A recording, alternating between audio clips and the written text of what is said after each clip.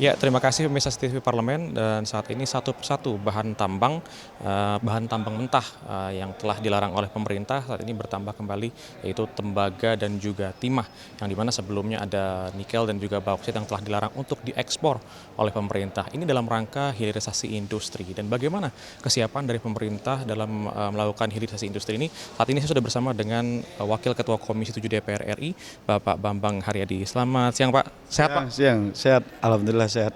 Baik, Pak, ini kalau terkait dengan kesiapan dari pemerintah untuk menghadapi hilirisasi ini, Pak. Bagaimana Bapak melihat kesiapan di lapangan dari industri itu, Pak? Jadi kita semangatnya sama dengan pemerintah, ingin memperkuat hilirisasi dalam negeri agar dapat menyerap tenaga kerja yang luar biasa gitu kan. Karena bagaimanapun hilirisasi ini sangat mampu menyerap tenaga kerja di Indonesia yang cukup besar gitu. Nah, untuk terkait larangan pemerintah terkait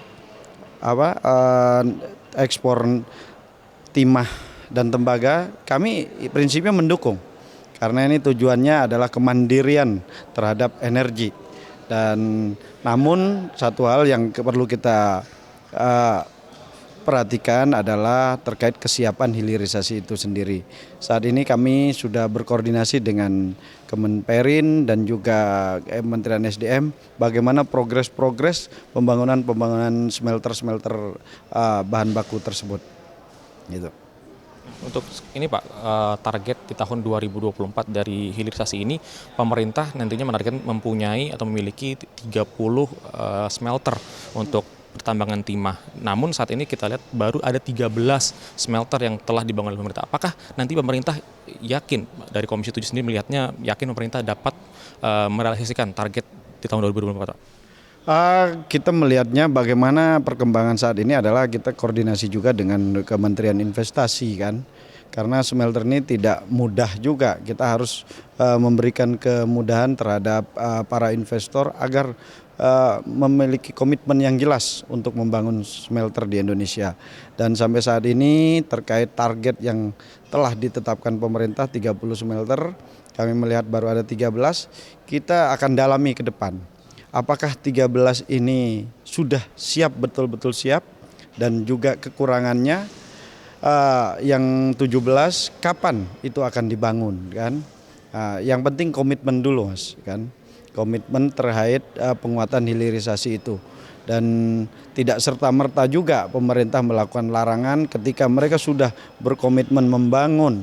Misalnya ada beberapa smelter yang sudah mencapai pembangunan di atas 70%. Nah, berarti sudah ada niat. Mungkin karena kita melihat adanya pandemi kemarin yang membuat itu terganggunya proses pembangunan smelter tersebut. Kita mendorong pemerintah juga harus bijaksana dalam memberikan satu kebijakan, misalnya larangan. Karena ketika kita lihat bahwa itu smelter sudah berdiri tegak dan juga sudah mencapai 70% lebih, saya pikir tidak mungkin mereka main-main gitu. Baik, Pak, ini kan kalau terkait dengan salah satu manfaat dari hilirisasi, Pak, nantinya akan berdampak langsung kepada industri dan juga kepada masyarakat. Sebetulnya selain dampak pendapatan negara yang akan bertambah, apa saja, Pak, dampak positif yang akan didapatkan dari hilirisasi industri ini, Pak? Ya itu tadi, selain pendapatan negara juga ini kan nilai keekonomian dari bahan baku ini akan semakin tinggi, itu jelas kan pendapatan negara. Tapi yang tadi saya tekankan bahwa ini juga membutuhkan tenaga kerja yang besar. Satu smelter bisa puluhan ribu kan tenaga kerja. Ini bisa mengurangi pengangguran di Indonesia. Jadi kami sepakat dengan ide Presiden Jokowi bahwa ini memang adanya penguatan hilirisasi ini salah satu kebijakan yang patut kita dukung karena ini sangat berdampak besar terhadap masyarakat, khususnya mengurangi pengangguran. Terima kasih banyak, Pak, atas tanggapannya. Terima kasih. Silakan bertugas kembali, Pak.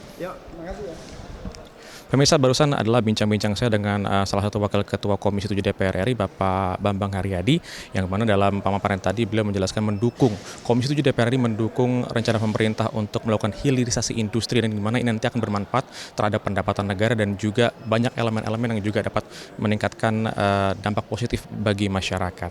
Pemirsa, saya kembalikan ke studio.